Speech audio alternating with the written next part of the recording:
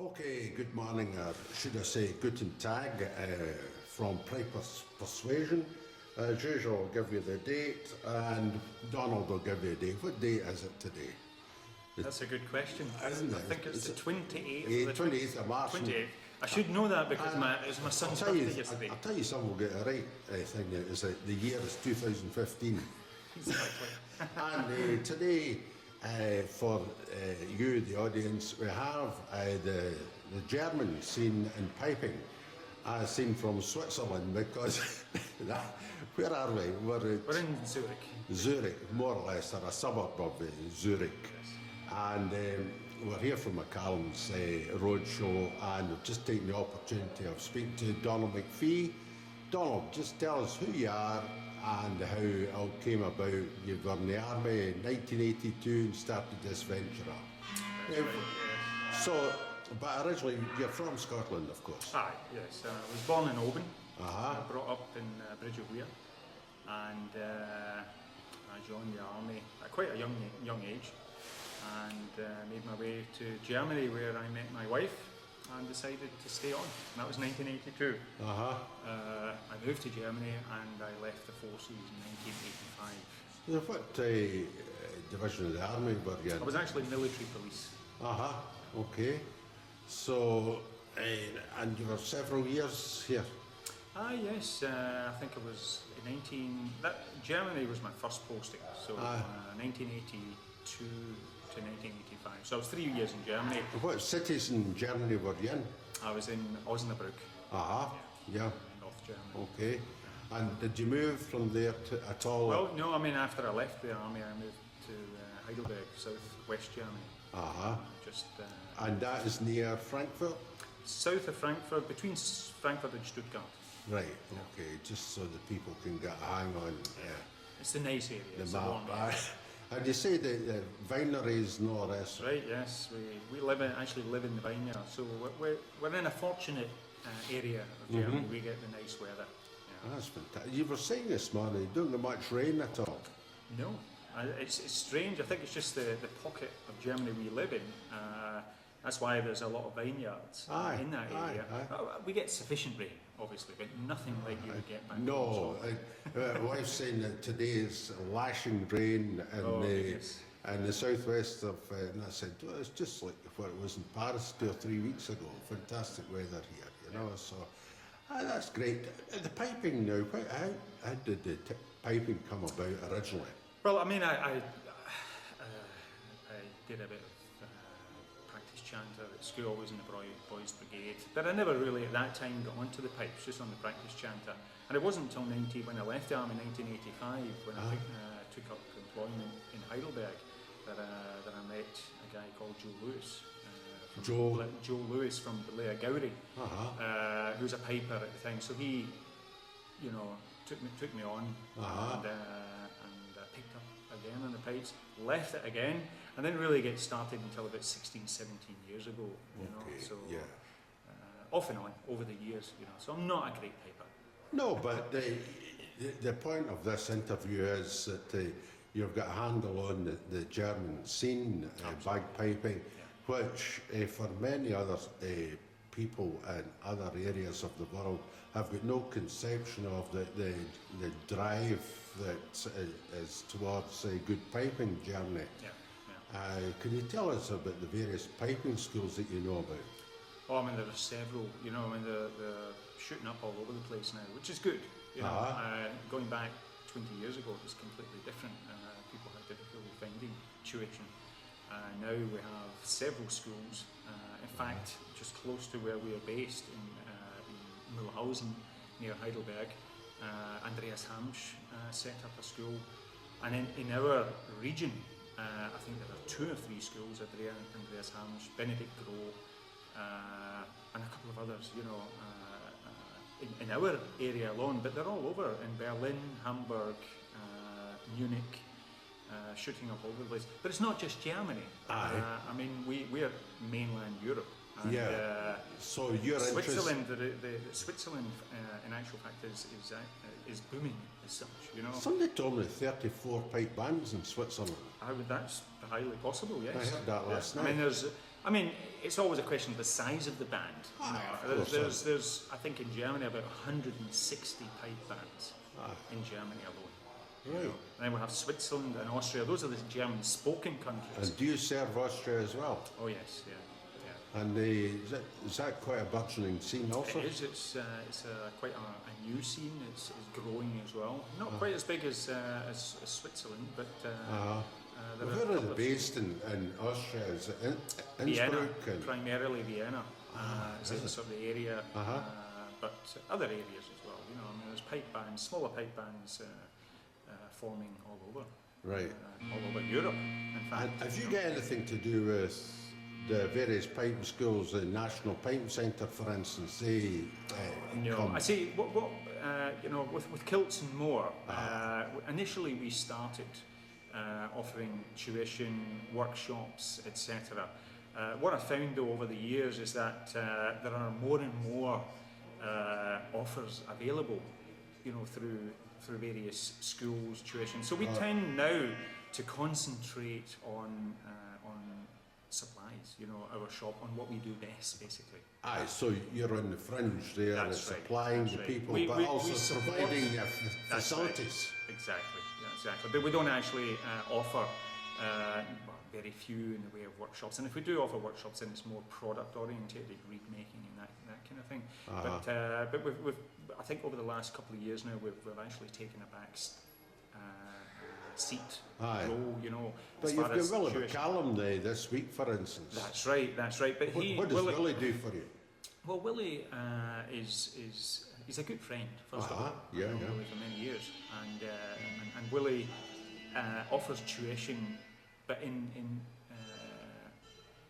cooperation with these schools. So we try. I think for us, it's quite important because we don't want to be seen as competing with our customers. We have a lot of customers, you know, that run schools, tuition, whatever. So we want to stay out of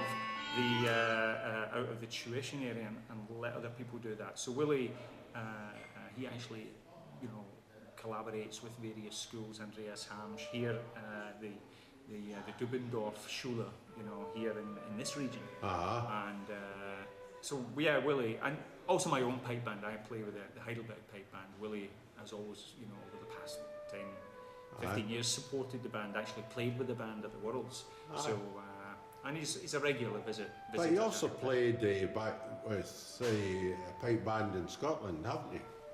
No, I've never played in Scotland. No, not in a pipe band. No, not me. So that's Big Donald you're talking about. Aye, so it's the other Big Donald. Aye. No, I was thinking of somebody else there, obviously.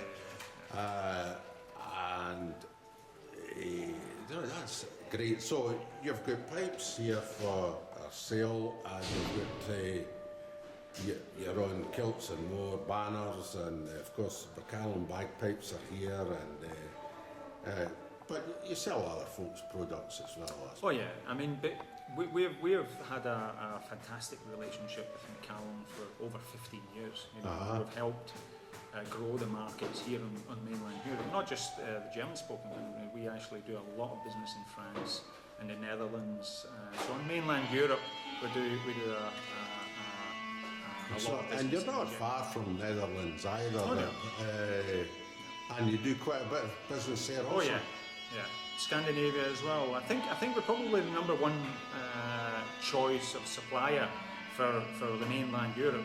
And as I was telling you this morning, we're actually now based in Scotland. We have a head office in Scotland, a website up and running, kiltsmore.co.uk. Where are you based in Scotland? In Houston.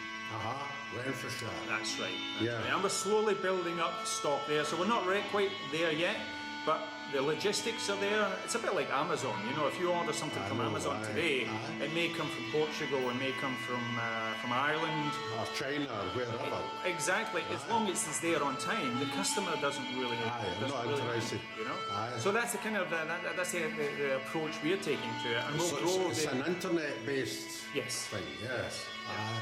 And of course, if you can rely on good products, then the customer's quite satisfied. Exactly. And we do offer other products, all of the accessories. But as far as bagpipes are concerned, we've had a fantastic relationship with McCallum over the last 15 years, as I was telling you, and they've supported us, we have supported them, and this is a prime example. That's why, tell us about the concert tonight. Well, we in collaboration with. That's McCallum. right. It's the McCallum Roadshow in Switzerland, and I think we have 5 papers here. No, 7 actually. 7. There you go. And then I'm doing the talking and the filming as usual. Yes, that's right. It seems to be growing by the minute. So it'll be a fantastic evening. We'll have 200 to 300 spectators here tonight. Yeah, you've got Stuart Liddell, Willie McCallum, Rory Grosser, Kenny McLeod, Stuart McCallum, Stephen Least. Yeah, Rory Grosser. You mentioned I mentioned Rory, right, yeah. So a big heavy team, and they're going to be doing solo spots and small pipes, as you can hear from the background. That's right. I think that's actually the electronic pipes. Tell us about these. Well, it's something that's been on the go now for several years, and when it comes to playing in different keys, it can be an issue on stage when you're playing with other instruments. So that's the whole idea behind the red pipe, and it's actually very popular now as an on-stage instrument. So used by a lot of rock bands, or in Germany in particular, they have the middle-age rock bands, which is a big scene, and there are a lot of the pipers, the middle-aged pipers play the red pipes. I've seen the Red Hot Chili Pipers on the red pipes as well. So. And where are they based in Germany? They're actually quite local to us, and Rolf Jost is here today with his wife Piggy. So the electronic bagpipes is very much a German product with Manfred Deger pipes. People know Deger. And he's in our region as well, so it's... So Deger's next to you also, that's interesting. Just down the road. Again, a great instrument, and I've just acquired one from you this morning. There you go. For one of my pupils, who's an oil executive, and he travels to Nigeria, and South America, Texas, Siberia, Moscow, Oslo, and he sits in a hotel room at night and plays the Deger. Deger pipes. Ideal. But it's not to replace the practice chanter. No, but it enhances it, doesn't it? But play in a hotel. for some of the earphones in a hotel room at night, a travelling guy can learn all his tunes and not come back to me and get around because I haven't been practising or something. So I mean, the Deger pipes, the ideal thing for the house. The red pipes, more for on stage, more for the professional player. But we sell a lot of red pipes to just individuals that want to have something under their arm, And it's quite an authentic sound also, and it's very accurate in picking up the nuances of the fingering. And the technology is advancing, they're getting better. Everything else. So you've got Willie comes other famous pipers. Do you recall that you shoulders with in Germany? Well, in Germany, not so much in Germany, but we have a good relationship with Stuart Liddell, as you may have seen on the website. Stuart's endorsing our brand right now. We're very, very pleased to have him on board, as an advisor as well. So it should be a fabulous concert. And who are the best pipers in Germany? It's all pipers currently just now. It's a difficult one, There's not a massive solo scene in Germany right now, so that'd be a difficult one to answer. There's a lot of young players coming through right now, Quite accurate. Yeah, but I would say Andreas Hamsch is probably up there as one of the best pipers in Germany. But there are a few of them around, and a few of them actually competing in Scotland now. You may remember Martin Kessler many years ago. Course, well, Martin actually lived in Switzerland for many years, and he's back in Germany. But he hasn't been playing, he teaches, Martin teaches, but he was one of the best players Germany had so far. There's a lot of young players coming through, so just watch the scene now for over the next few years. And who's the best band currently in Germany? It seems to be changing, it's up and down. It used to be Frankfurt. They're one of the oldest bands, Frankfurt, the Clan Pipers in Frankfurt.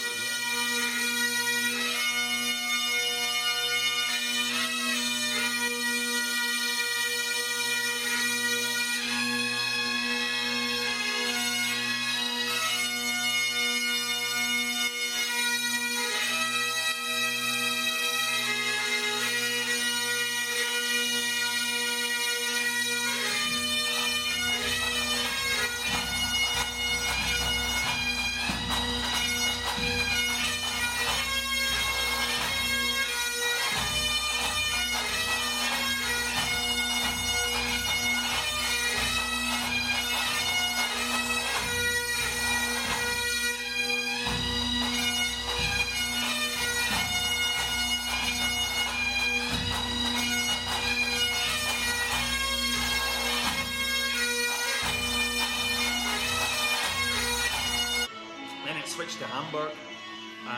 But the up-and-coming band right now is probably the Odenwald band, which is just south of Frankfurt. But certainly Frankfurt is probably... Is that the sort of hub of the good bands, you think? Well, Frankfurt and Hamburg was quite a distance there, you know. Of course, so, Hamburg's always been known for its music, right from the days of the Beatles onwards. Exactly. I think the thing is, you know, certainly in Germany, this is the thing I've noticed, is they don't... They seem to have to work hard on their own. They do bring teachers in to help, workshops, etc.